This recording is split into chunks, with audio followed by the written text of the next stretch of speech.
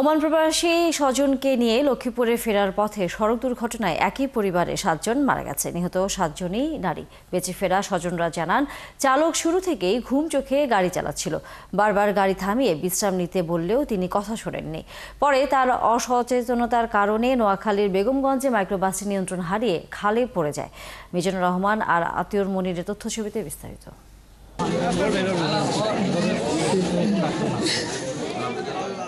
মঙ্গলবার মধ্যরাতে 2.5 বছর পর ওমান থেকে দেশে ফেরেন বাহারউদ্দিন।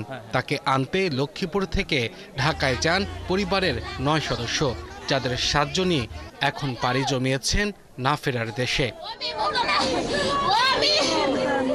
বিদেশ থেকে যাদের জন্য বাহার নিয়ে এসেছিলেন অনেক উপহার, তাদের জন্যই এখন কিনে দিতে হয়েছে কাফনের কাপড়। স্বজন হারিয়ে শোকে স্তব্ধ বেঁচে ফেরা স্বজনরা।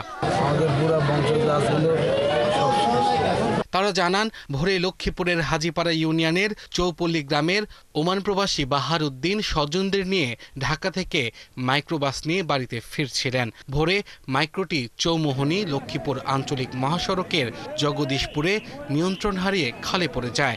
সেখানে চালকসহ 11 জন ছিলেন। দুর্ঘটনার পর চালকসহ 4 জন বের হতে পারলেও পেছনের সিটে থাকা 3 কন্যা শিশু ও 4 নারী বের হতে পারেননি। বেঁচে ফেরা যাত্রীরা জানান, চালকের অসচেতনতার কারণেই এই দুর্ঘটনা। সামনে আমার ভাই ছিল, সামনে মোট কজন ছিল? মোট 14 জন মনে হয়। না 11 ওখানে আইসিজন এন্টার চলে যাই টান দিয়ে আইয়ে মানে তার ঘুমুত মানে চোখ মেলে গাড়ি দুই সাইডে তো একটু কাটা সাইডে আনি খালের দিকে হালাই। এলাকাবাসী বলছেন, এমন অসচেতনতার বিচার হওয়া দরকার। এটা বিচার হচ্ছে ড্রাইভারের এই কারণে যা হয়েছে এটা বিচার হওয়ার দরকার। তার যদি আমরা না বলতাম, আমার শ্বশুর, আমার বাবা, আমি পিছন থেকে তারা বারবার বলতেছি রেস্ট করো, সেই কথা শুনতেছে না।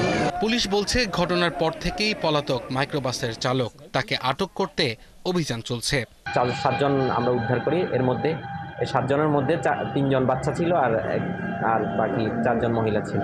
চালক সম্পর্কে যেটা জানা গেছে, সে বের হয়ে সে পলাতক হয়েছে। তাকে পরবর্তীতে মামলা রুজুর পরবর্তীতে আমরা তাকে অ্যারেস্ট করার সর্বোচ্চ চেষ্টা করি। নিহতরা হলেন প্রবাসী বাহারউদ্দিনের মা মুর্শিদা বেগম, তার স্ত্রী কবিতা, 2 বছরের মেয়ে মিম আক্তার, ভাবি লাবনী আক্তার, নানি ফয়জুন্নেসা, ভাতিজি রেশমি আক্তার ও লামিয়া।